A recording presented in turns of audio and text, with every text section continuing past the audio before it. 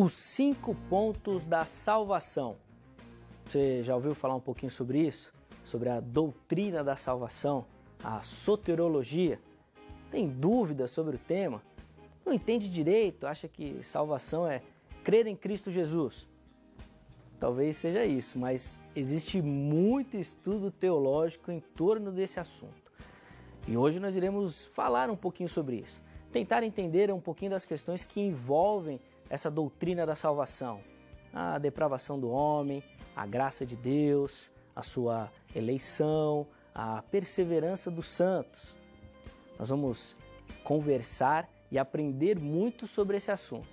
E você é o nosso convidado. Fique ligado. Consulta ao Doutor Temas Bíblicos dessa noite já está no ar.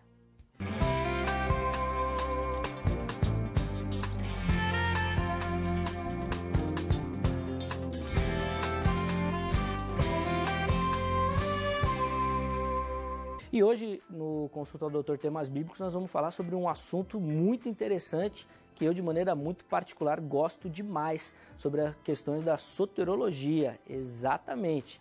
Sabe o que é isso? Não?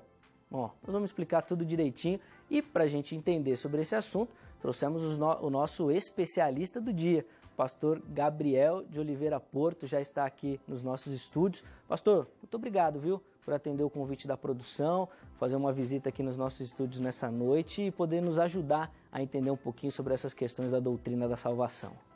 É sempre um prazer estar aqui, Eliezer.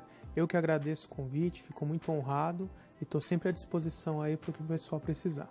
Muito bom. O pastor Gabriel vai conversar um pouquinho com a gente aí, durante o programa e vai explicar como é que funciona essa questão da doutrina da salvação, o porquê estudá-la, a importância disso. Vamos detalhar alguns pontos, como eles são abordados teologicamente. Às vezes existem algumas diferenças, né, com aquilo que a gente aprende, como a teologia estuda. Nós vamos detalhar tudo isso, você é nosso convidado aí para aprender um pouquinho mais. Pastor, para a gente começar, nós temos aqui dois livros, né, que o pastor trouxe. Queria que o pastor falasse um pouquinho sobre esses livros, comentasse um pouquinho aqui do seu trabalho, começando por esse manual prático de escatologia.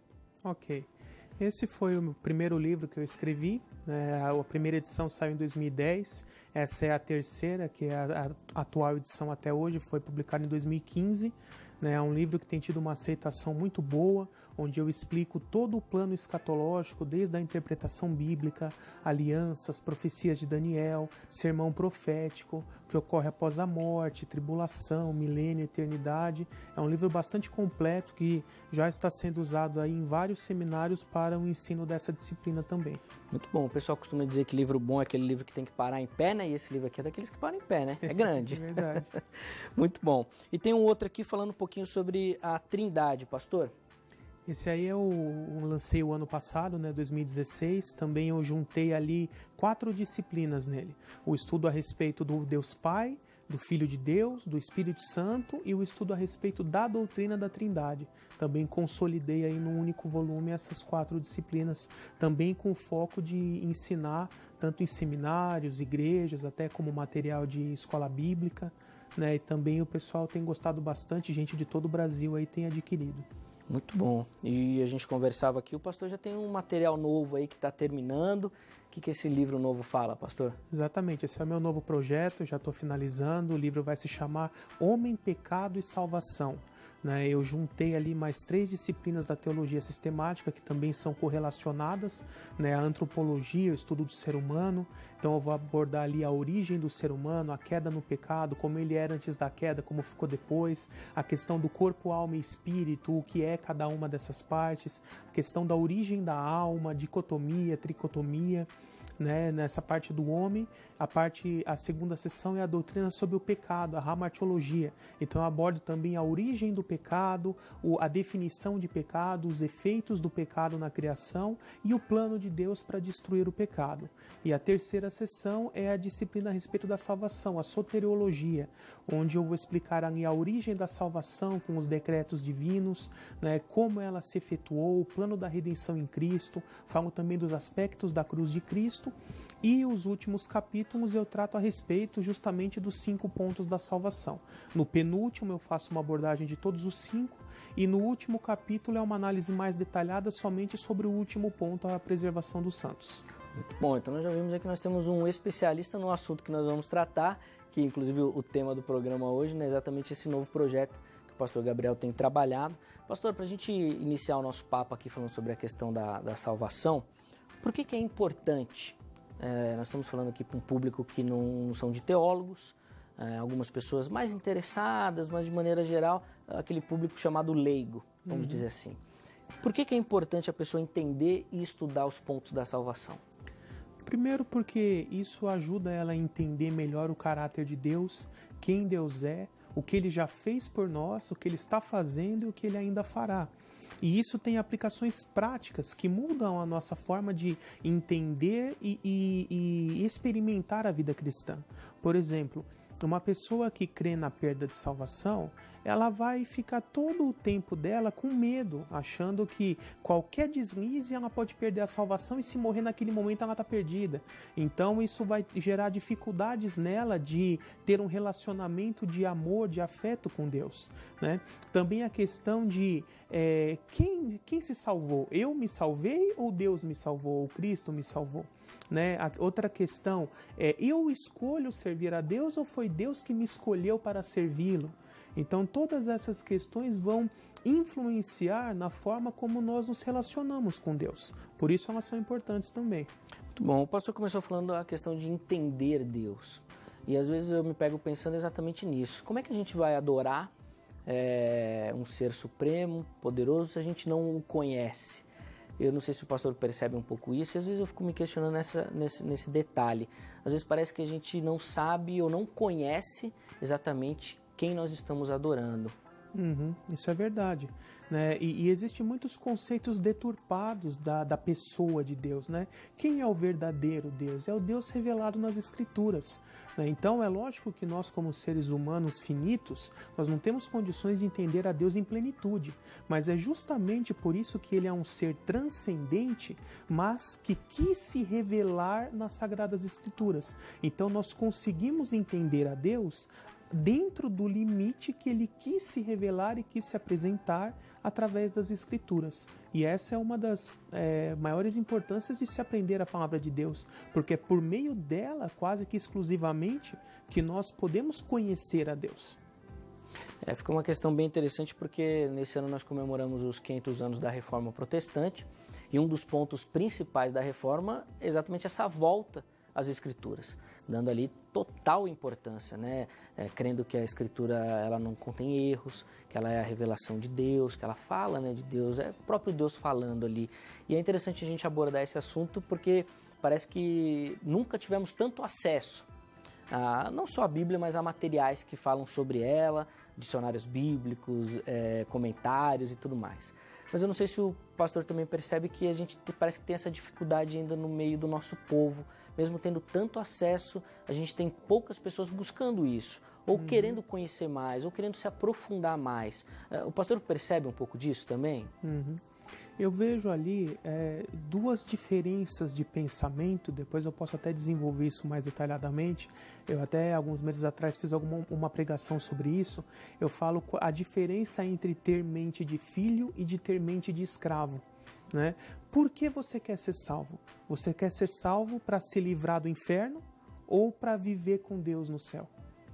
Porque se houvesse uma terceira opção, por exemplo, ser aniquilado, talvez muitas pessoas prefeririam viver uma vida devassa com a opção de ser aniquilado depois. Então, será que as pessoas elas buscam a Deus pelo medo de ir para o inferno ou porque querem conhecer a Deus e conviver com Ele, e ter Ele como Pai, fazendo parte dessa grande família? Então, a nossa motivação não deve ser o medo de ir para o inferno, deve ser querer estar com Deus, né? Querer viver no céu com Deus. Mas hoje a gente vê isso muito invertido. As pessoas acabam adotando um conjunto de práticas, achando que obedecer esse conjunto de práticas vai garantir que ela não vá para o inferno, que ela não se perca, que ela não sofra a perdição eterna. Quando, na verdade, a perdição eterna é uma consequência, mas o objetivo primário que todo cristão, que todo salvo tem que ter é querer estar com Deus, querer ter Deus como Pai, se relacionar com Ele, conhecê-lo, amá-lo e ser amado por Ele. E é essa que tem que ser a nossa motivação.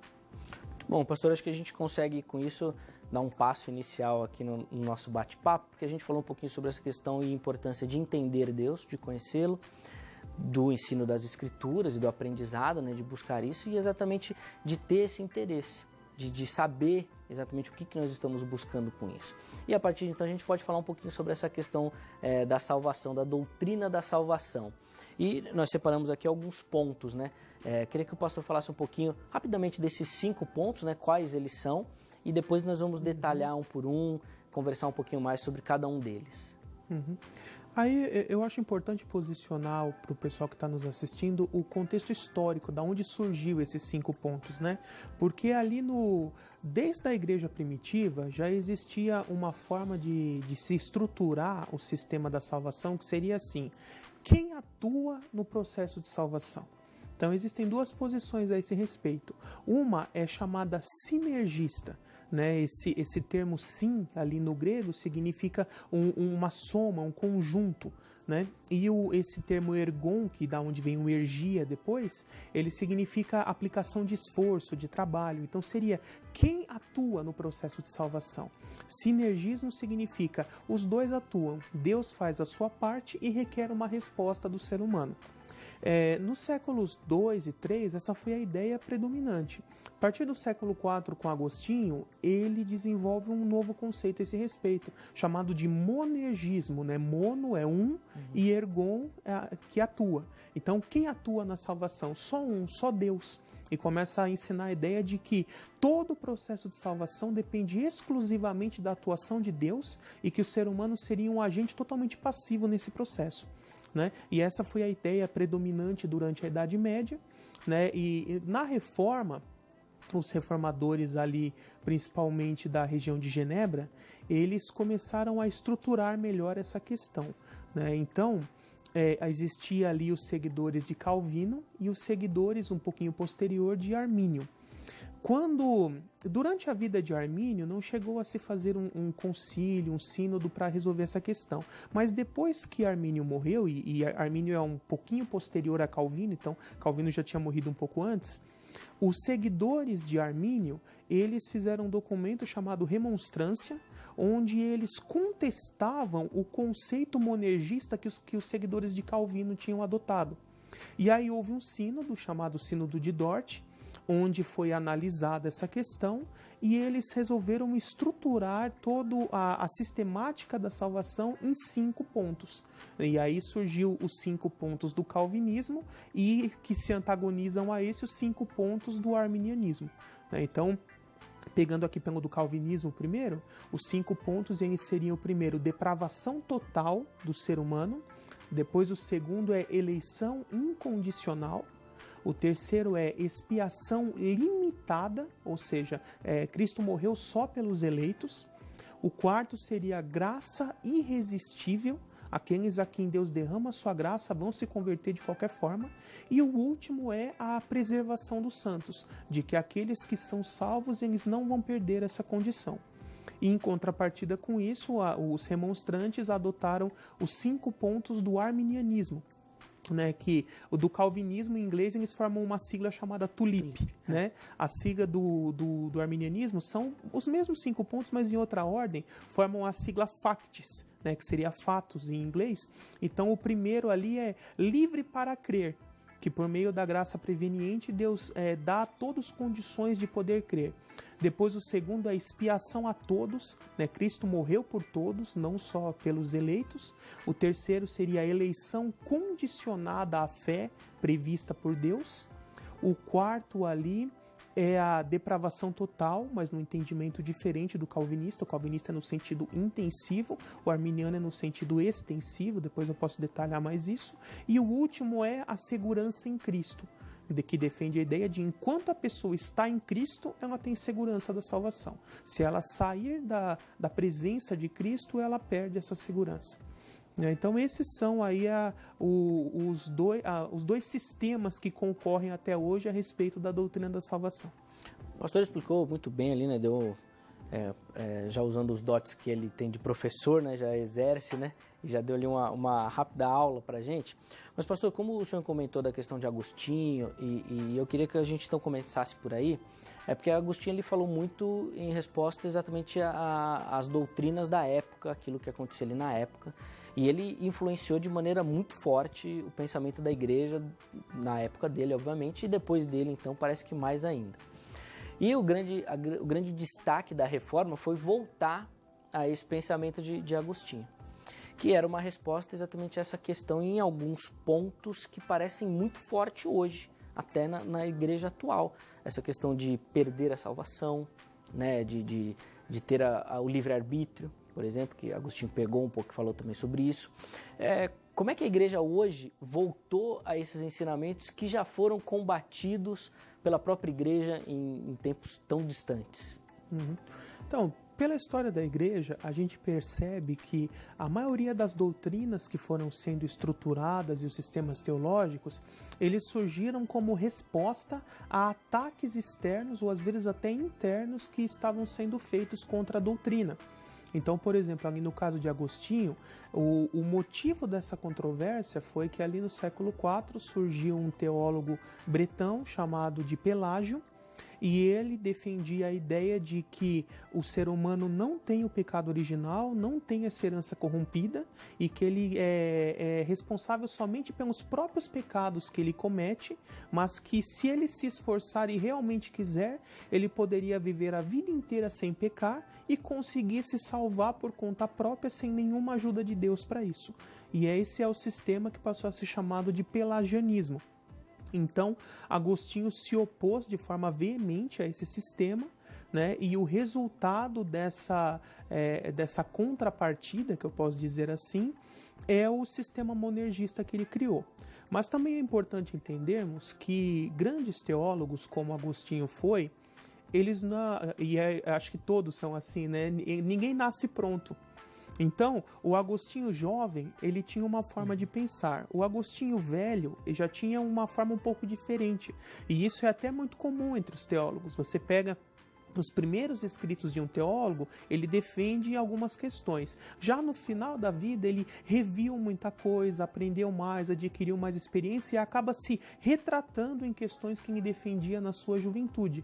Né? E isso aconteceu com Agostinho. O Agostinho jovem, ele defendia maior essa ênfase do livre-arbítrio, até em certo aspecto uma eleição condicionada à fé, uma expiação ilimitada, mas o Agostinho já idoso foi quando ele se radicalizou, digamos assim, num certo aspecto e abandonou essas crenças que ele tinha da juventude.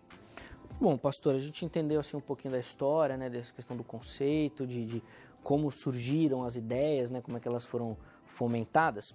Vamos tratar um pouquinho de maneira mais específica dos pontos, né, da salvação que o pastor já colocou, né, depravação total, eleição divina, expiação, a graça salvadora e a perseverança dos santos. Nós vamos detalhar um pouquinho de cada uma delas, tentando apresentar também alguns pensamentos distintos, né, diferentes, como o pastor citou hoje, de maneira básica, vamos dizer assim, né, no nosso meio evangélico nós temos esses dois pontos, né, o arminianismo e o calvinismo. Ainda tem algumas coisinhas aí, um semi-pelagiano, algumas coisinhas, mas de maneira geral é isso. E eu gostaria de começar falando sobre a depravação do homem, a depravação humana. Qual que é a ideia central desse ponto? E aí a gente de repente já pode dar uma pincelada na diferença principais entre esses dois pontos, né, entre essas duas doutrinas teológicas. Então, a ideia de depravação ela está diretamente relacionada ao pecado original, ao pecado ali de Adão e Eva. Então, o conceito que ele nos passa é o seguinte: a partir do momento que Adão pecou, a natureza dele se tornou corrompida. Antes ele não conhecia o mal e ele tinha um livre-arbítrio pleno. O que significa isso? A mesma condição que ele tinha de fazer o bem, ele tinha de fazer o mal também. Bastava apenas que ele escolhesse qual dos dois fazer. Não existia nenhuma força interna ou externa que o impelisse para um desses dois lados. Ele estava com a balança ali bem no meio, né? Mas a partir do momento que Adão peca, a natureza humana dele se torna corrompida pelo pecado. E a partir daquele momento, em todo o seu ser, nos seus pensamentos, no seu intelecto, no seu sentimento, nos seus relacionamentos, ele vai sempre tender para o mal. por causa dessa corrupção. E essa semente corrompida da natureza humana de Adão foi transmitida a todos os seus descendentes. De forma que todos os seres humanos hoje já nascem com essa propensão para o mal. E aí eu poderia dizer que a diferença maior entre calvinismo e arminianismo é a intensidade disso. Porque o calvinista ele defende a depravação total no sentido intensivo, ou seja, que o ser humano é 100% depravado. E por isso ele é totalmente incapaz de se achegar a Deus, de crer em Deus, de fazer o bem e de fazer qualquer atitude em prol de sua salvação. Já o arminiano, ele entende a depravação total no sentido extensivo, de que o ser humano foi contaminado pelo pecado em todas as suas áreas. Então, na sua vida social, ele é influenciado pelo pecado, nos relacionamentos, nos sentimentos, na sua forma de pensar, nas suas atitudes, em todas as áreas da sua vida ele terá uma influência do pecado que faz ele tender para o mal. Mas isso não impede ele de crer em Deus, de tentar buscar a Deus. Na verdade, o que impede ele é de conseguir se salvar por conta própria sem a ajuda de Deus. Né? Na visão arminiana a gente vê mais ou menos dessa forma. Eu poderia citar alguns textos bíblicos, por exemplo, que nos dão um norte para essa ideia. Nós vemos que logo depois da queda, quando Deus vem no jardim, a Bíblia fala que Adão ouve os passos de Deus. Então, mesmo ali, logo depois da queda, num estado de total depravação, ele ainda consegue ver Deus, falar com Deus e ter certo nível de contato com ele. Né? Mas a comunhão entre os dois havia sido quebrada, havia sido perdida. Nós vemos também um pouquinho mais à frente ali Caim, Deus fala para ele que o mal, o pecado, jaz à porta, com a ideia de que é como se fosse um animal selvagem escondido de tocar, esperando para atacar. Mas Deus fala assim, mas cabe a você dominá-lo. Então ali ele mostra que existe uma influência que impele o homem ao mal, mas que cabe ao homem controlar isso. Também é interessante ali ainda em Gênesis 4, fala que quando Sete nasceu, daquele momento em diante os homens começaram a invocar o nome do Senhor, invocar a Deus, mostrando já ali uma manifestação religiosa de tentar buscar ter novamente um relacionamento com Deus nesse contexto de queda já. E trazendo para textos do Novo Testamento, a carta aos Romanos ela é praticamente fundamental nesse aspecto. Ele já começa ali no capítulo 1, Paulo falando dos versos 18 a 20, de que a criação é uma constante testemunha da existência do Criador. E que por isso todos os homens de todas as épocas e lugares, com esse acesso constante da testemunha da criação, eles, se testemunharem isso de forma isenta e idônea, eles chegarão à conclusão de que existe um Deus único que é criador de todas as coisas. Por isso, os homens que rejeitam a revelação desse Deus, mesmo com esse constante testemunho, eles são indesculpáveis. Né? E aí a gente pensa, eles só podem ser indesculpáveis se eles tiverem condições de crer. Se para eles fosse impossível crer, eles não seriam considerados indesculpáveis. E na sequência em Romanos 2, versos 14 e 15, Paulo diz assim, quando os gentios, se referindo a ímpios, quando os gentios que não têm lei praticam naturalmente as coisas da lei, eles são lei para si mesmos, demonstrando a lei de Deus que está gravada em seus corações. E dessa lei, ela dá testemunho junto com a consciência, ora acusando, ora defendendo. Então eu acho muito importante esse texto, porque essa lei de Deus gravada no coração é a mesma coisa que o Gênesis vai chamar de imagem e semelhança divina. Então a imagem de Deus no homem, ela não foi destruída com a queda, ela não foi aniquilada, ela foi deturpada pelo mal, mas ela continua existindo. No próprio texto de Romanos, pastor, ali em Romanos 7, se eu não estou enganado, Paulo fala um pouquinho dessa questão da natureza do ser humano. Mas era a pergunta que eu ia fazer, o pastor falou um pouquinho no final da questão da imagem de Deus. Então nós podemos dizer que mesmo em cima desse ponto, dessa questão da depravação, o homem não perdeu totalmente essa imago Dei, né, a imagem de Deus, ou essa imagem ela só aparece por conta da graça? Essa depravação ela se complementa com essa doutrina da graça, ou não? O ser humano já tem essa imagem, ou ele precisa dessa graça para que essa imagem apareça, ou possa ter vazão? Como é que acontece essa dinâmica? Essa imagem, ela foi distorcida, foi deturpada, semelhante a um espelho. Imagina um espelho ali em perfeito estado, de repente alguém vai lá e joga uma pedra no espelho. Ele fica todo quebrado, todo rachado. Ainda reflete a luz, mas a imagem que ele vai refletir não é uma representação fiel do que ele está refletindo. Então, da mesma forma, nós ainda refletimos essa imagem, mas toda distorcida e desfigurada.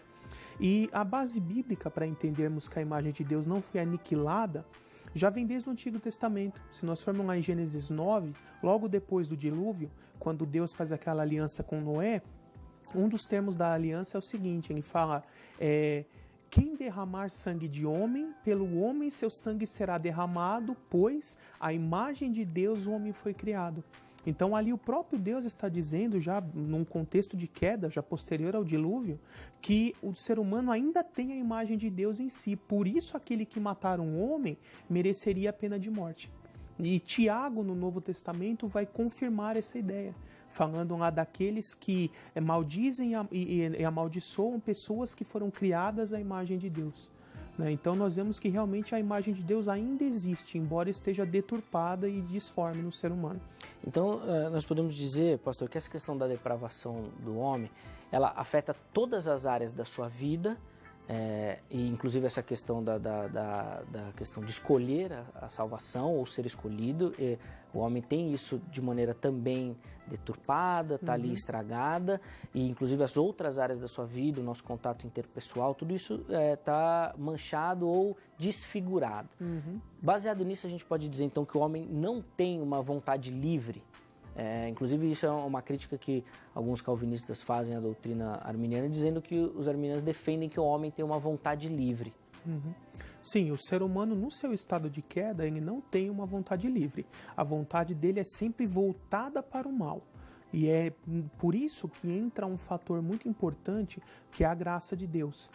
Que no sistema arminiano nós chamamos isso de graça preveniente, que Deus, já sabendo que o ser humano se tornou totalmente incapaz por causa da queda, ele derrama de forma preventiva a sua graça sobre todos os homens, restaurando em parte esse poder de decidir, um nível suficiente para que ele tenha condições de poder escolher crer em Deus ou não.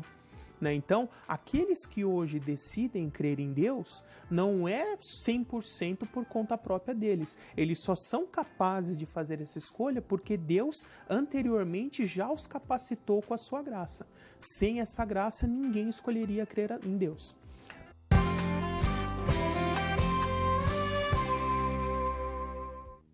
Estamos de volta, consulta ao Dr. Temas Bíblicos, esclarecendo todas as suas dúvidas sobre as questões da salvação. Exatamente, hoje nós estamos falando sobre os pontos da salvação e recebemos aqui nos nossos estúdios o pastor Gabriel de Oliveira Porto, que tem nos auxiliado a entender essa questão ali no primeiro bloco. Nós já tivemos ali uma verdadeira aula, falando sobre a história desses pensamentos, como surgiram, falando um pouquinho de como eles foram debatidos, refutados, quem eram os pensadores, e nós falamos um pouquinho também sobre a questão da depravação humana, como ela funciona nessa questão da salvação, e no finalzinho do bloco o pastor Gabriel falou sobre a questão da graça de Deus.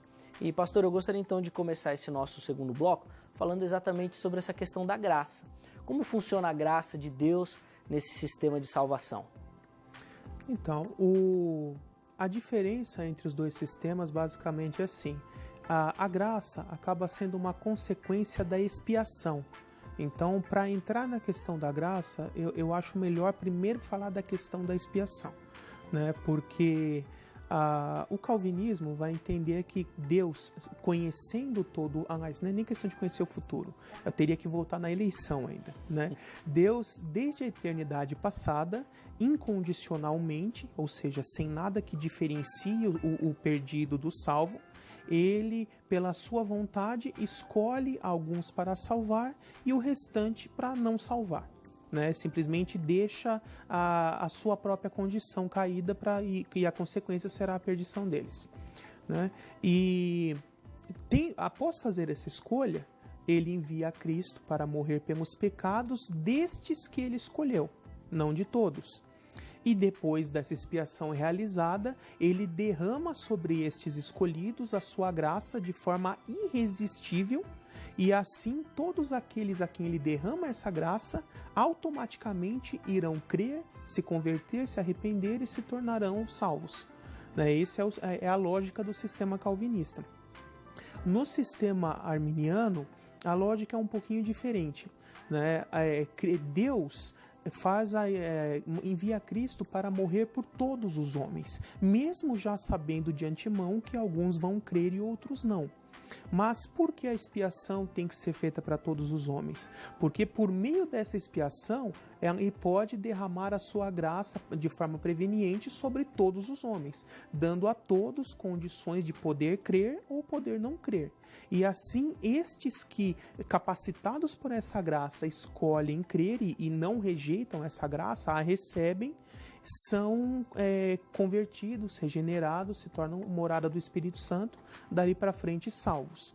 Então a questão maior no calvinismo é a determinação divina, e no arminianismo é que Deus age conforme a presciência que ele tem de todo o futuro.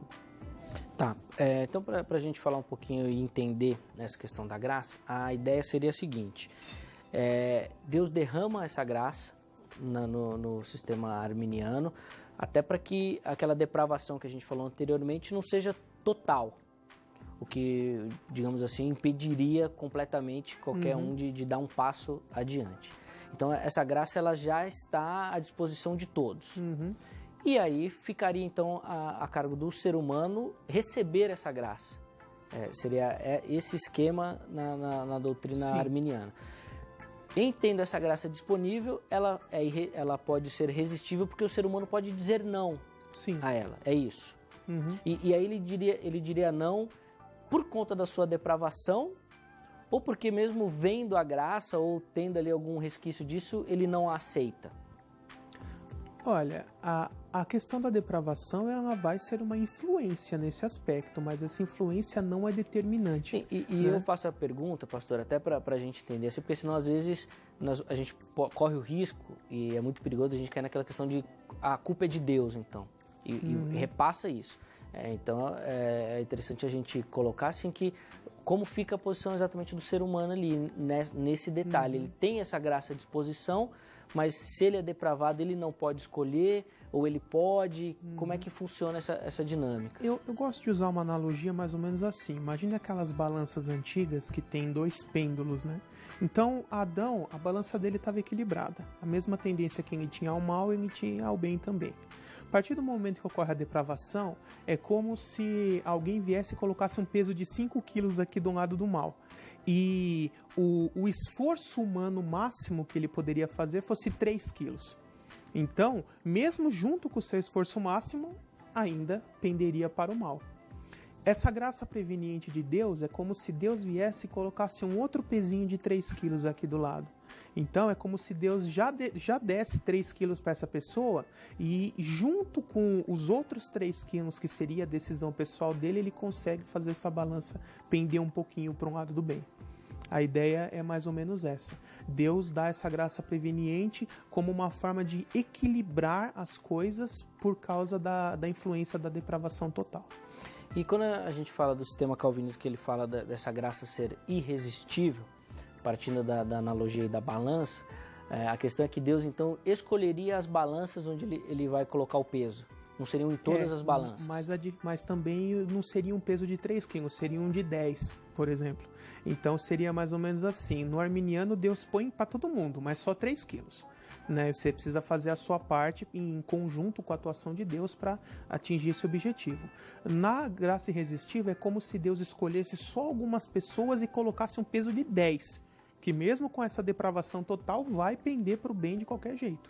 Né? A ideia seria essa, da diferença do calvinismo para o arminianismo nesse aspecto. E é interessante também, acho, pastor, a gente pontuar bem que a gente falando aqui de pender para o bem ou para o mal, nós estamos falando nessa questão da salvação, sim, né? Sim, senão às vezes pode parecer, então pendeu para o bem não vai pecar nunca mais. Sim, não é isso. É a salvação. Né? A natureza pecaminosa continua existindo durante toda a vida da pessoa. Né? Por isso que o apóstolo João até fala em sua primeira carta: quem diz que não tem pecado chama Deus de mentiroso. Mas é bom a gente pontuar, porque senão fica parecendo, Deus colocou lá o peso de 10 quilos na balança de fulano e aí ele não vai pecar nunca mais. Não é bem por aí, Pastor, para a gente poder, então, até pontuar exatamente essa questão da graça e aí partir para o próximo ponto, a grande questão fica nessa diferença mesmo.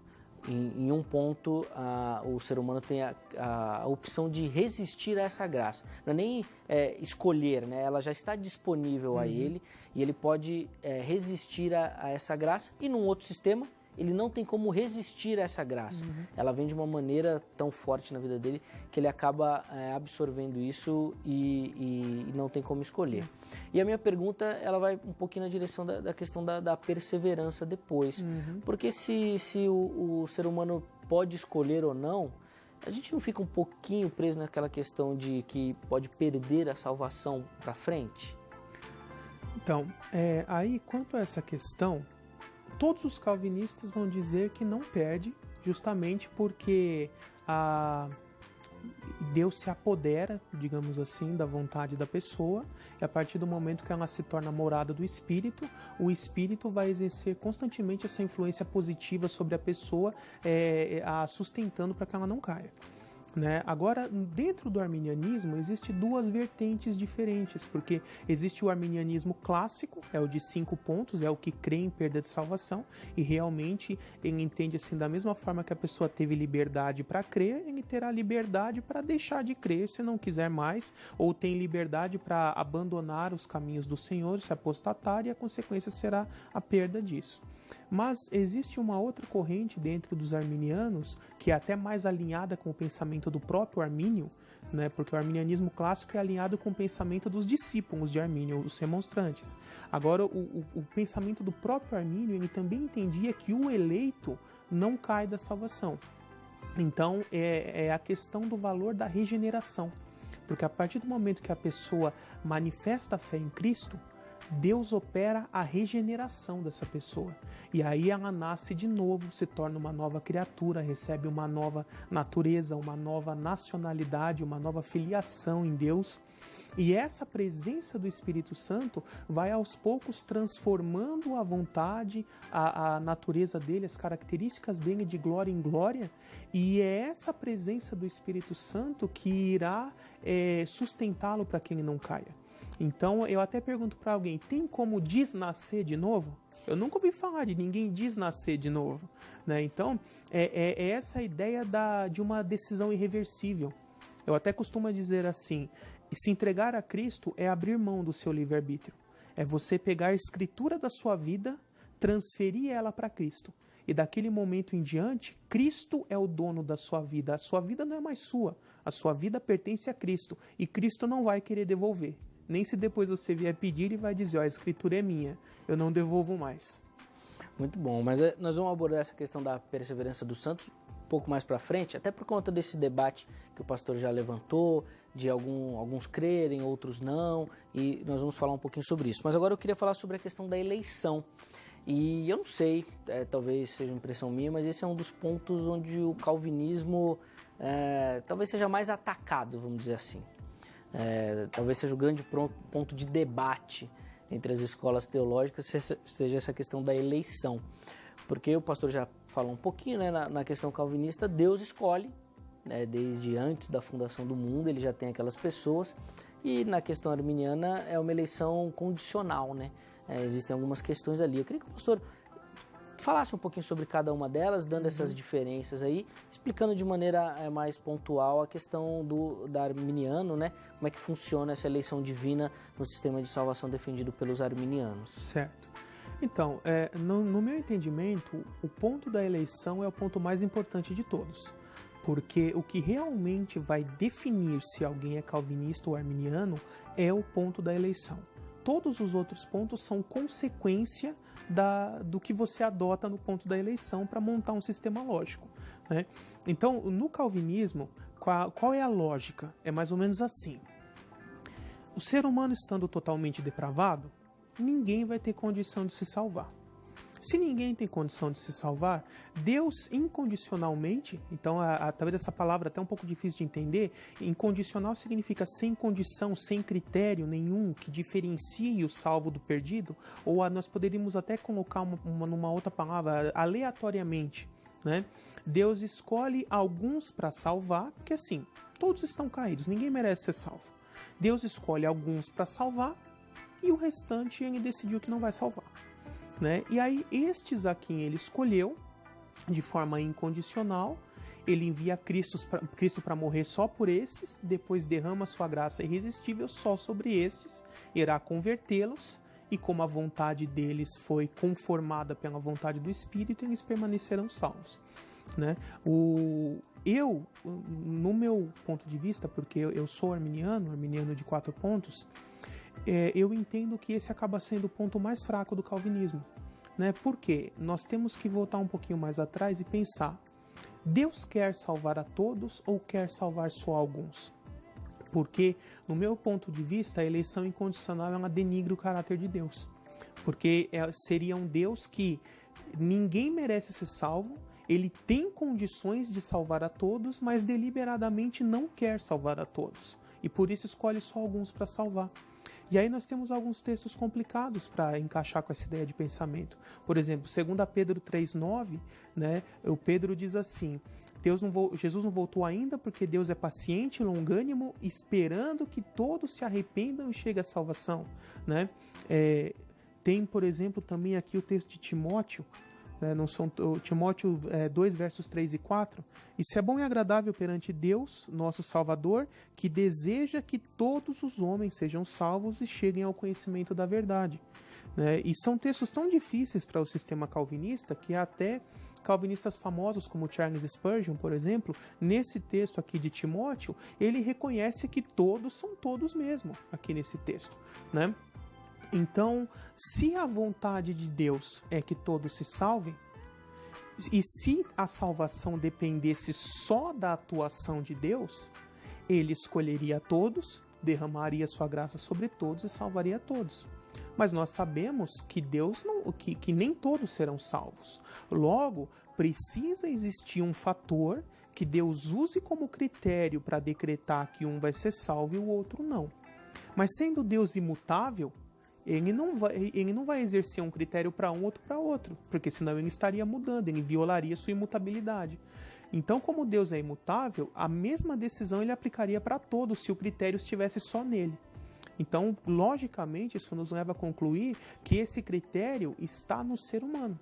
Porque aí sim os seres humanos são diferentes uns dos outros, né? E o único critério que a Bíblia nos mostra a esse respeito é justamente crer em Cristo, manifestar a fé. Por isso que o sistema arminiano entende que a eleição é condicionada à fé prevista. Deus, desde a eternidade passada, já conhece todo o futuro, por isso ele já sabe quem são os que vão crer e os que não vão crer. Sabendo de antemão quem são aqueles que hão de crer, ele os escolhe, os predestina para a salvação.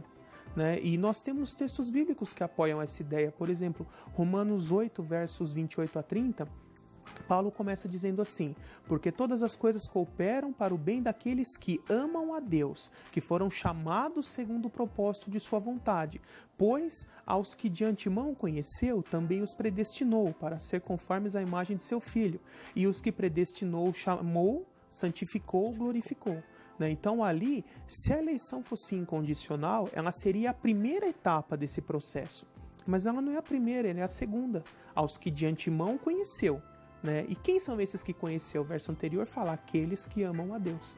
Então Deus já sabia desde a eternidade quem são aqueles que iriam amá-lo, escolher crer nele, e a estes ele elege, escolhe, chama e capacita para a salvação. Também o apóstolo Pedro, comecinho da sua primeira carta, capítulo 1, versos 1 e 2, ele diz assim: aos eleitos de Deus, escolhidos de acordo com a presciência de Deus Pai.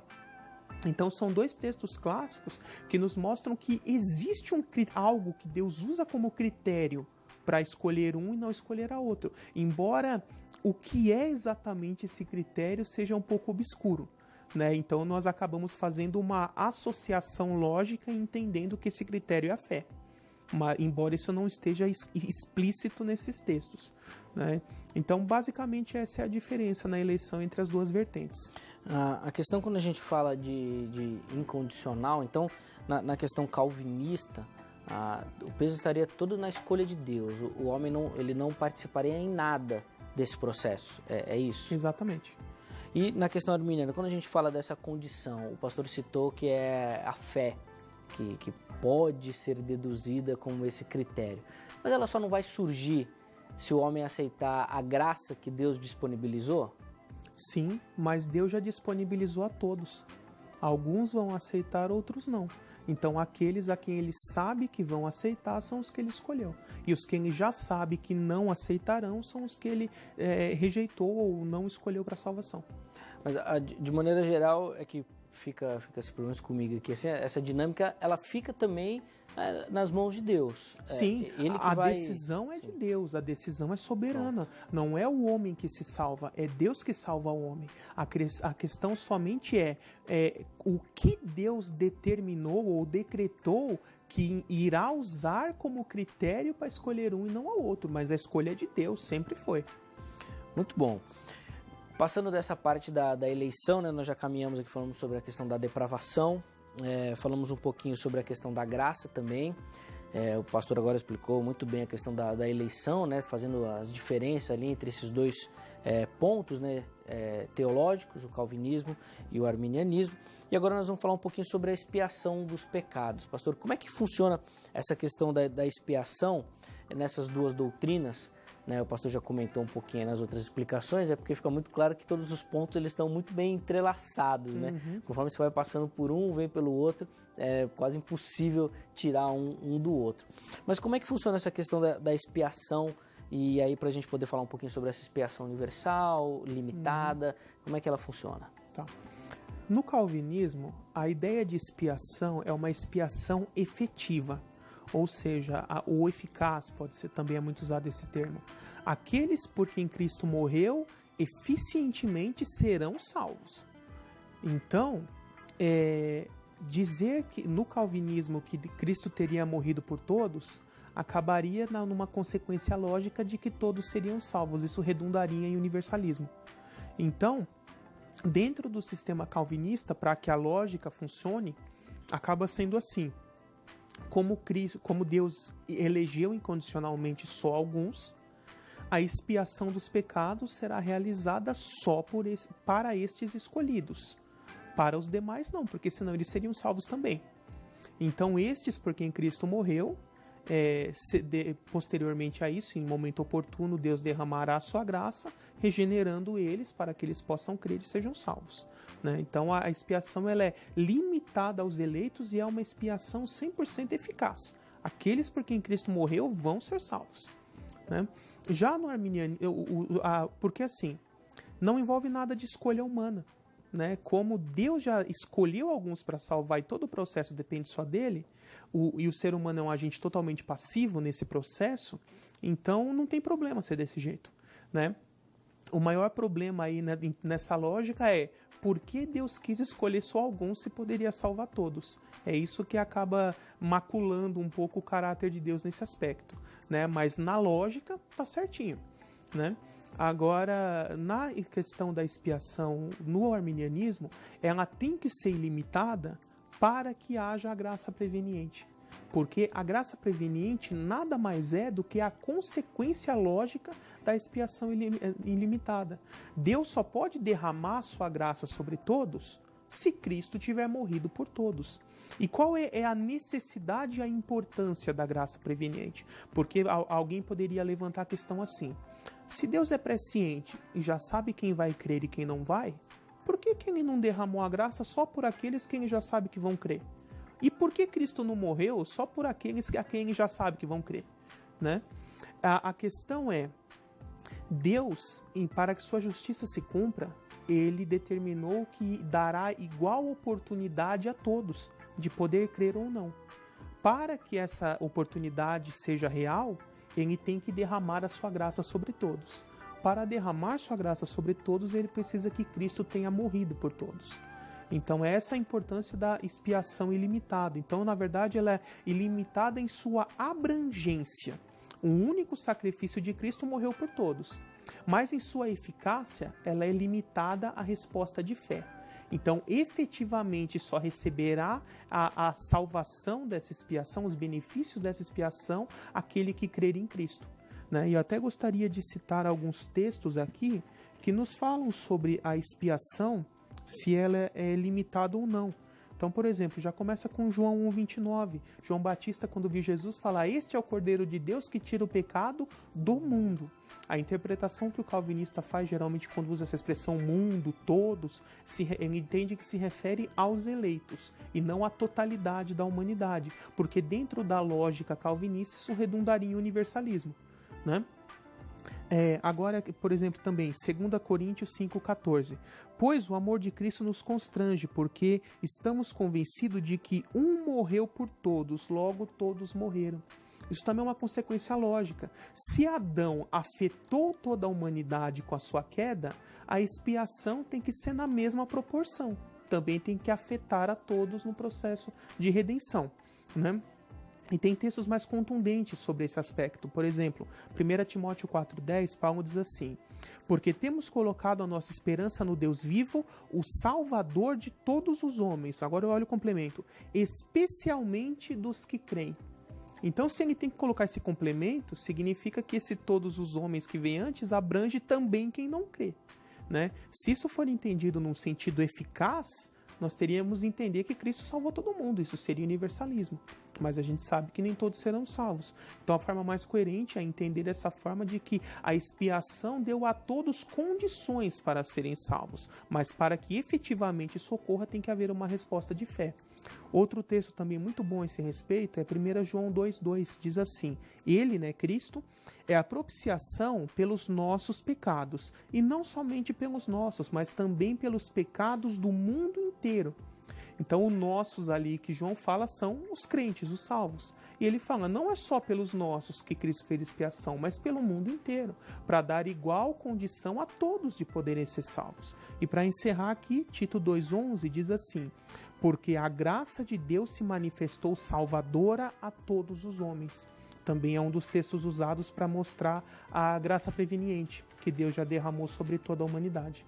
Pastor, eu fiquei assim com uma questão exatamente nessa diferença entre os dois, porque com a explicação do pastor eu fiquei um pouco confuso e pareceu que os dois são um pouco, apesar das distinções que o pastor colocou, eles acabam chegando no mesmo lugar, porque o senhor disse que no calvinismo Deus morreu só pelos eleitos e por isso ela é limitada. Uhum. Mas no arminianismo ele morreu por todos, mas nem todos escolhem, só aqueles que ele já têm a presciência da escolha. Ela de uma maneira geral não fica limitada, porque o calvinista ele pode falar assim, não, Cristo também morreu por todos, mas ela é limitada só aos que... Inclusive, muitos calvinistas creem na expiação ilimitada também, inclusive o próprio Calvino. Né? Quando tem textos que Calvino fez comentários e ele afirma que ali todos são todos mesmo. Inclusive existe uma variação do calvinista que é o amiraldiano, que seria o calvinista de 4 pontos, que é um calvinista que não crê na expiação limitada, que ele crê na expiação ilimitada, né? Mais ou menos da mesma forma que o arminiano, né? Mas a diferença principal é a oportunidade para a salvação.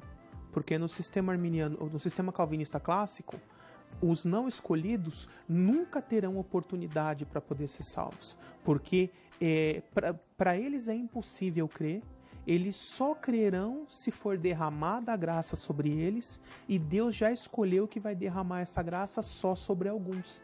Então aqueles a quem Deus deliberadamente não quis derramar sua graça, estão sumariamente condenados e não pode fazer nada em seu favor para mudar isso. Já no sistema arminiano, todos têm condição de se salvar, mas nem todos irão se salvar por uma escolha própria de não crer. A gente pode falar que provavelmente Calvino não foi o primeiro calvinista. Não, os discípulos dele foram mais calvinistas que Calvino, com certeza. Que foi o exemplo que o pastor deu no começo, falando que o Armínio também nem conhecia os pontos, nem sabia que tudo foi estruturado depois, e provavelmente Calvino também não era calvinista. Nós vamos fazer mais um intervalo. uma paradinha bem rápida, mas daqui a pouquinho nós estamos de volta, dando sequência aqui ao Consulta ao Doutor Temas Bíblicos, abordando os pontos da salvação.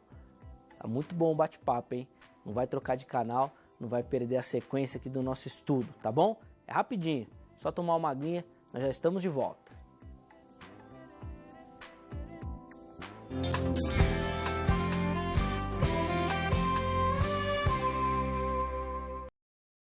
Muito bom, estamos de volta, Consulta ao Doutor Temas Bíblicos, trazendo muita informação, muito estudo para você nessa noite de domingo, recebendo aqui com muita alegria em nossos estúdios o pastor Gabriel de Oliveira Porto, trazendo aqui explicações sobre as questões, né, da salvação, os pontos da salvação, falando um pouquinho sobre a questão calvinista, arminiana, que são sistemas teológicos. Você que está nos acompanhando aí desde o começo, você já aprendeu bastante da história desses sistemas, e nós falamos um pouquinho sobre os pontos da salvação de cada um deles, né? Nós começamos falando sobre a depravação humana, nós falamos um pouquinho sobre a eleição divina, a expiação dos pecados.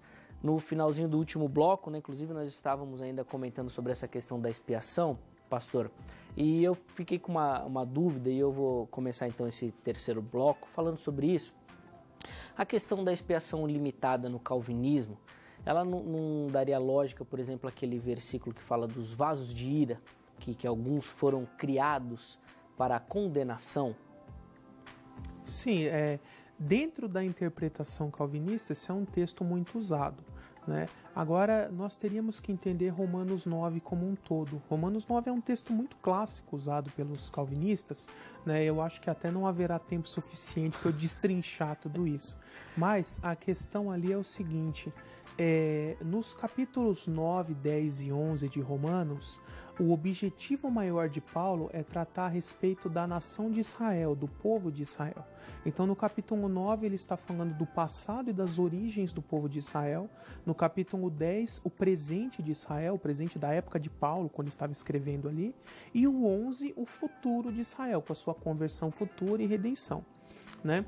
Eu acho que o problema maior ali é interpretar, por exemplo, quando vem lá no comecinho aquele amei Jacó e odiei Esaú antes de nascer, antes de terem feito qualquer coisa. Essa expressão ali, ela não se refere aos indivíduos Jacó e Esaú, né? Porque nós temos que voltar um pouquinho antes. Um verso anterior ele fala: o mais velho servirá ao mais moço, né? Nós vemos que isso não pode se referir às pessoas de Jacó e Esaú, porque Esaú nunca serviu Jacó. Esaú nunca foi servo de Jacó, pelo contrário. Foi Jacó que, quando voltou, deu presente, se prostrou diante dele e chamou a si mesmo de servo, né? Essa expressão, o mais velho servirá ao mais moço, é de Gênesis. Mas a que vem logo em sequência, amei Jacó de Esaú, não é de Gênesis, ela é de Malaquias. É Malaquias capítulo 1. Então Gênesis narra eventos que ocorreram por volta de 2000 a.C., essa época de Jacó e Esaú. Mas Malaquias é de 400 a.C., é 1600 anos depois. Então, na verdade, e o próprio texto ali de Gênesis 25, se eu não me engano, que é da onde vem esse o mais velho servirá ao mais moço, logo antes disso, no mesmo versículo, ele diz: 2 nações estão em seu ventre, 2 povos. Então, ali em Gênesis está falando de forma profética que o povo descendente de Esaú, que são os edomitas, serviria ao povo descendente de Jacó, que são os israelitas, como de fato na história se cumpriu, e nós vemos isso nos livros históricos. E aí Malaquias registra essa história já concretizada, de que realmente os edomitas se tornaram vassalos dos israelitas e por fim foram absorvidos à nação de Israel. É nesse sentido, então, é uma eleição incondicional, mas não é uma eleição de indivíduos, é o que nós chamamos de eleição instrumental. Deus elegeu a nação de Israel como povo pelo meio do qual seria trazida a lei, as escrituras, os profetas e por fim o próprio Cristo. Então ali não é uma eleição de indivíduos e não é uma eleição para salvação ou perdição. Eu poderia até já emendar, que são assuntos bastante relacionados, a questão do faraó e a questão de Jonas, né? O pessoal fala assim, cadê o livre-arbítrio de Jonas? Né? E cadê o livre-arbítrio de Faraó? Faraó, a Bíblia diz que o coração dele foi endurecido. Né? Isso são eleições instrumentais de Deus, não são eleições salvíficas. Jonas já era salvo e continuou sendo salvo. Deus não transformou um ímpio num salvo incondicionalmente. A partir do momento que ele escolheu ser profeta, aceitou isso, ele tem que cumprir com suas obrigações. Da mesma forma, o Faraó, do jeito que o pessoal fala, parece que ele era bonzinho e Deus fez ele ficar mal. Não, ele já era mal. Deus apenas deu vazão para isso, para que ele potencializasse essa maldade. Então ele já era perdido e continuou perdido. Nós temos que ter muito cuidado para não confundirmos eleições instrumentais da parte de Deus para cumprir seus desígnios maiores, que essas são incondicionais, com eleições para salvação ou perdição, que estas, no meu entendimento, são condicionadas à fé prevista. Muito bom, pastor, acho que a explicação bem coerente. E até para falar um pouquinho mais sobre essa questão da expiação, para a gente não deixar dúvidas, né, e para o pastor conseguir explicar direitinho todas as questões, eu já li muito calvinista falando que nessa questão da expiação, o problema seria se não tivessem os eleitos, que o sacrifício de Cristo fosse em vão. O pastor já falou da presciência de Deus, do conhecendo, mas acho que é legal até para dar uma explicada, aprofundar um pouquinho mais, e até como uma resposta a isso, né? Existiria esse risco, então, no sistema arminiano, de que o sacrifício de Cristo fosse em vão, que ninguém escolhesse? Então, com certeza não, justamente pela questão da presciência. Até gostaria de citar alguns textos que se encaixam com isso. Apocalipse 13, verso 8, e se repete no 17, verso 8, Deus fala que os nomes dos salvos ou dos eleitos estão escritos no livro da vida desde antes da fundação do mundo. Então, desde antes de criar o próprio mundo, Deus já sabia quem seriam aqueles que iriam crer, queriam amar a Deus, queriam aceitar a sua graça, e estes, por sua vontade, por sua soberania, ele escolhe, predestina para a salvação. É importante nós entendermos isso, que o fato de crer não torna ninguém merecedor de ser salvo. Ninguém merece ser salvo, a escolha é de Deus. Mas Deus quis, em sua soberania, usar esse fator como critério. Né? Eu até diria assim, a fé é uma obra meritória, é mérito ao ser humano. Dizer que a fé é um mérito seria a mesma coisa dizer que um mendigo se torna digno de receber a esmola só porque estendeu a mão para pedir, né? Não torna ele digno, mas pode ser um critério que o doador use para dar a esmola ou não. Né? E a graça é a mesma coisa na salvação. Aqueles que reconhecem sua miséria, sua incapacidade e clamam pela graça divina, pedem socorro, são estes que Deus usa esse reconhecimento de sua miséria como fator para elegê-los para a salvação. Que é outro ponto que é muito falado também, né, pelos calvinistas, falando sobre a questão arminiana, essa questão da soberania, né? Não sei se aparentemente fica assim que no calvinismo a soberania de Deus é muito destacada e no arminianismo nem tanto, apesar que o pastor tem falado muito disso, mas acho que é um outro ponto interessante da gente falar um pouquinho também, né? Conversar um pouquinho sobre isso. É uma coisa que eu gosto sempre de ressaltar. Se você quer saber qual é uma posição teológica correta de uma vertente, você tem que perguntar para um teólogo dessa área, não para um leigo. Porque os leigos vão ser cheios de achismos e ideias distorcidas, né? E isso ocorre muito no meio arminianismo. Pessoas que acham que são arminianos, mas nem sabem o que é direito, né? Então, realmente, o calvinismo ele tem essa ênfase maior na soberania, né? Mas o arminianismo ele não nega a soberania em nenhum aspecto. A diferença de entendimento é que, assim, no calvinismo, para Deus ser soberano, ele precisa determinar efetivamente todas as coisas. Tudo acontece porque Deus faz acontecer. No arminianismo, nós entendemos que Deus, ele, por sua própria vontade, delega certo nível de liberdade ao ser humano e permite a ele fazer escolhas. E ele, como por sua presciência já sabe quais serão essas escolhas, ele monta e estrutura o seu plano em cima dessas escolhas livres, de forma que a sua vontade se cumpra, sem que ele precise violar a liberdade humana para isso. Muito bom. Nós aqui caminhamos falando um pouquinho sobre 4 dos pontos da salvação, até de maneira proposital, né, pastor? Porque no começo o pastor falou que a perseverança dos santos, que é o último dos pontos, ele tem algumas divergências dentro do próprio arminianismo, né, do conceito. Então eu deixei por último para a gente falar um pouquinho mais sobre ele, discorrer um pouquinho mais, até por essas dúvidas que tem na questão da preservação dos santos. Qual é a diferença, ou como eles são? Na verdade, acho que a pergunta principal é como a preservação dos santos funciona em cada um desses sistemas, no arminianismo e no calvinismo.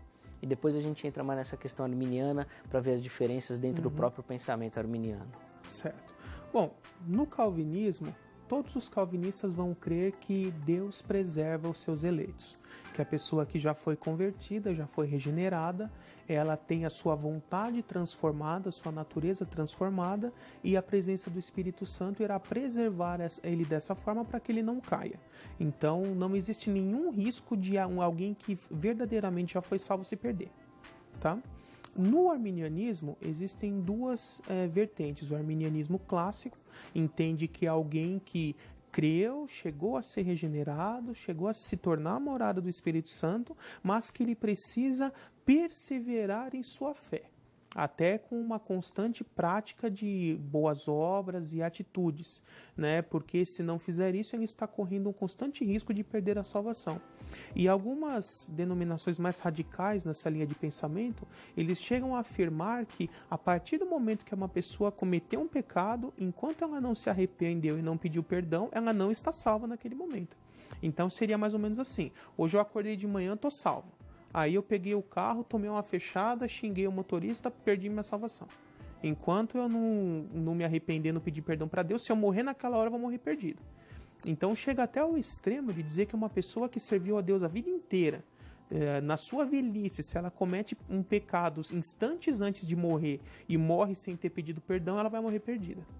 Né? Isso é um extremo mesmo, que, desculpa o termo, joga a obra de Cristo no lixo. Né, se você for parar para pensar assim, porque não serviu para nada. E na minha opinião, isso não é arminianismo verdadeiro. Isso para mim chama semi-pelagianismo, de que Deus te salva, mas você precisa manter essa salvação com uma constante prática de boas obras, senão você perde ela. Né? E para mim isso está muito mais alinhado com a ideia de semi-pelagianismo do que com o arminianismo em si. Né? Já o arminianismo de 4 pontos, ele entende assim: como Deus já sabe quem são todos os que vão crer, ele elegeu só aqueles a quem ele já sabe que vão crer e perseverar. Deus não conhece a vida da pessoa só até o momento que ela vai crer, ele conhece a vida inteira. Então ele já sabe se ela vai perseverar ou não também. Aí eu pergunto para você: se Deus já escreveu o nome dos salvos no livro da vida desde antes da fundação do mundo, aqueles a quem ele já sabe que vão crer por algum tempo, mas depois vão abandonar as práticas cristãs e o caminho da fé, você acha que Cristo, lá na eternidade passada, escreveu o nome dessas pessoas já sabendo que depois ia ter que apagar, porque o resultado final deles é perdição, ou ele nem escreveu? O que seria mais coerente para você? Eu acho que ele nem escreveu.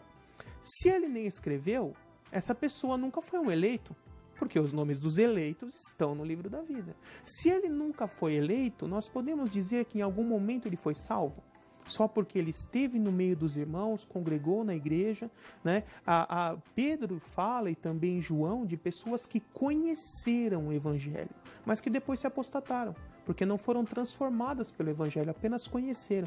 Eu falo que existe os convertidos ao evangelho e os convencidos do evangelho. Aqueles que conheceram, se convenceu até certo ponto que é verdadeiro, mas não se entregou a Cristo para ser regenerado. Né? Então, na minha opinião, a salvação não se perde, porque estes que apostatam, em verdade, eles nunca foram salvos, eles não chegaram a ser regenerados, porque se tivessem sido regenerados, não apostatariam. Né? Outros textos que favorecem muito isso, por exemplo, eu poderia citar aqui, eu peguei vários textos aqui, às vezes eu não consigo decorar tudo, né? Olha aqui o que João diz em 1 João 3, versos 9 e 10. Todo aquele que é nascido de Deus não pratica o pecado, porque a semente de Deus permanece nele, e ele não pode estar no pecado, porque é nascido de Deus. Dessa forma sabemos quem são os filhos de Deus e quem são os filhos do diabo. Quem não pratica a justiça não procede de Deus. Então isso mostra que o regenerado ele terá atitudes de salvo. Aquele que está no convívio de uma igreja, mas a vida dele não mudou, o comportamento dele, ele não tem evidências de uma vida transformada, ele não foi regenerado. É por isso que Jesus, ele fez a parábola do trigo e o joio.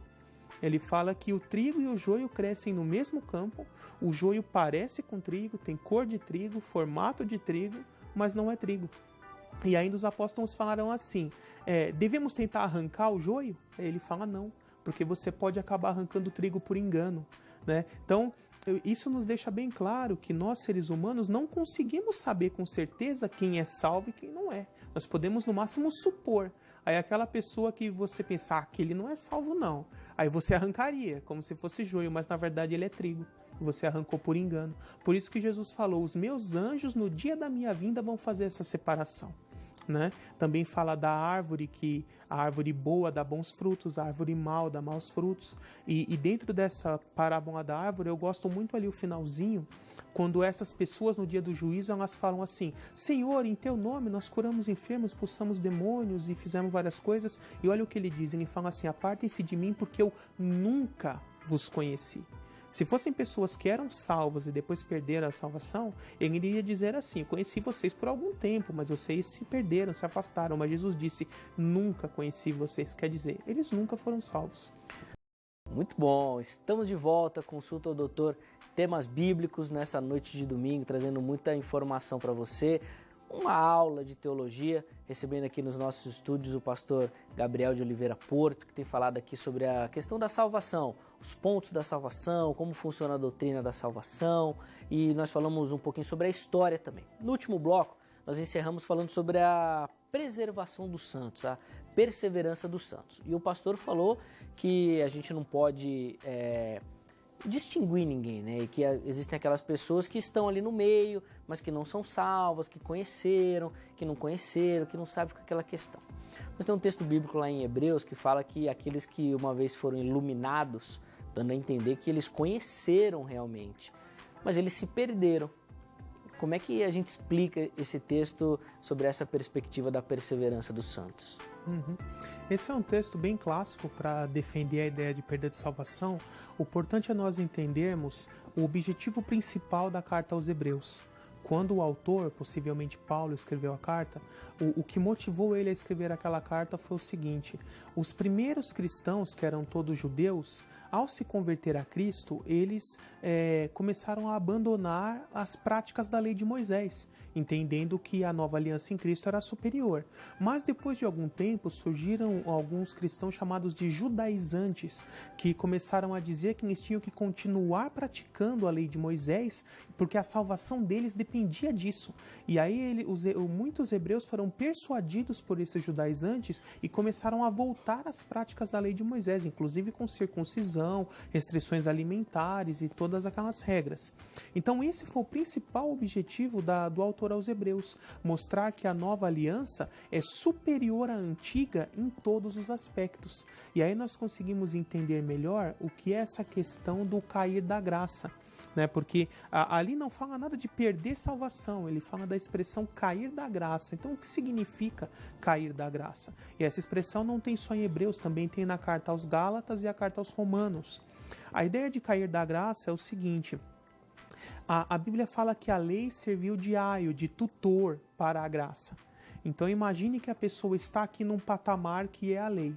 E esse patamar que é a lei serve de degrau para que ele suba para um patamar superior, que é a graça. Então, esses hebreus já estavam no patamar superior, que é o da graça. Mas tendo sido persuadidos pelos judaizantes e começando a achar que eles precisavam, mesmo depois de ter crido em Cristo, se entregado a Cristo, achando que eles teriam que voltar a seguir a lei de Moisés para poder ser salvos, eles estão caindo da graça e voltando para a lei. Então, o cair da graça nada mais é do que alguém que já foi salvo em Cristo achar que precisa voltar a cumprir a lei de Moisés para poder ser salvo. Isso é cair da graça. E ali o autor coloca isso como uma hipérbole, uma impossibilidade. Ele diz assim: se realmente fosse dessa forma, o sacrifício de Cristo é em vão. Quantas vezes Cristo teria que morrer por você? né, para mostrar que Cristo já morreu de uma vez por todas e que não há necessidade nenhuma de voltar às práticas da lei.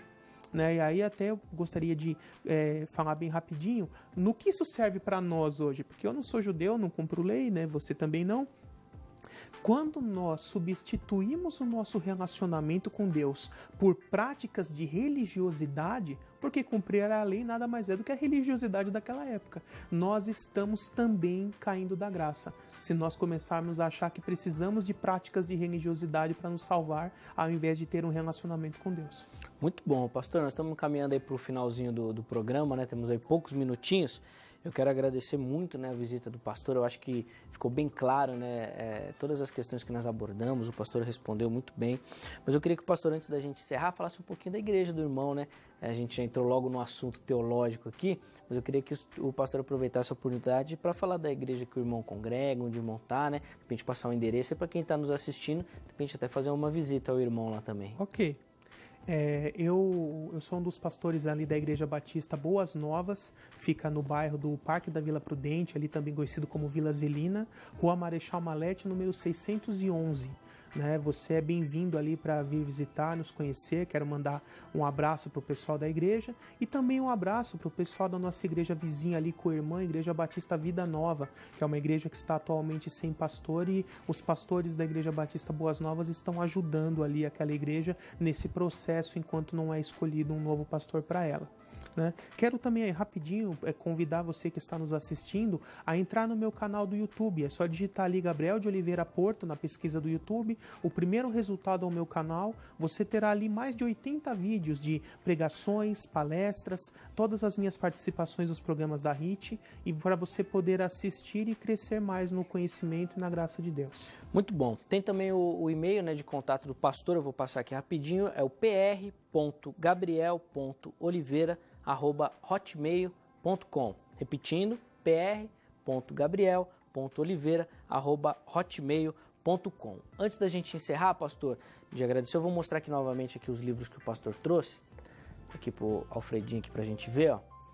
Tem aqui o livro aqui, ó lá, o Manual Prático de Escatologia, é um livro que o pastor escreveu. Galera aí que tiver interesse, né, pode até mandar lá pelo e-mail lá, né, pastor, acho que consegue pegar as informações. E o outro é aqui, ó, Entenda a Trindade, que também é um tema muito interessante.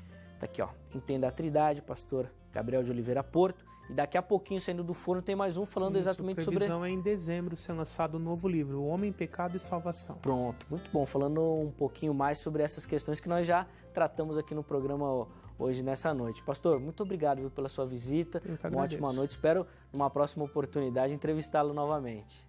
Amém, eu estou à disposição. Muito bom.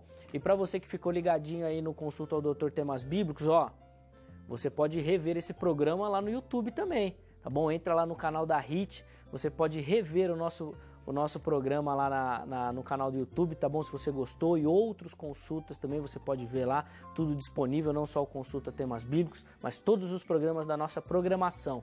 Quero agradecer demais a sua companhia, ficar aqui nessa noite de domingo, aprendendo um pouquinho mais sobre a Palavra de Deus. Jaque, muito obrigado, viu? De novo pela oportunidade. Walter, um grande abraço. Alfredinho, nosso câmera aqui no estúdio, toda a galera que ajudou aí também, da técnica, o diretor, o pessoal do áudio, muito obrigado, um grande abraço e até a próxima!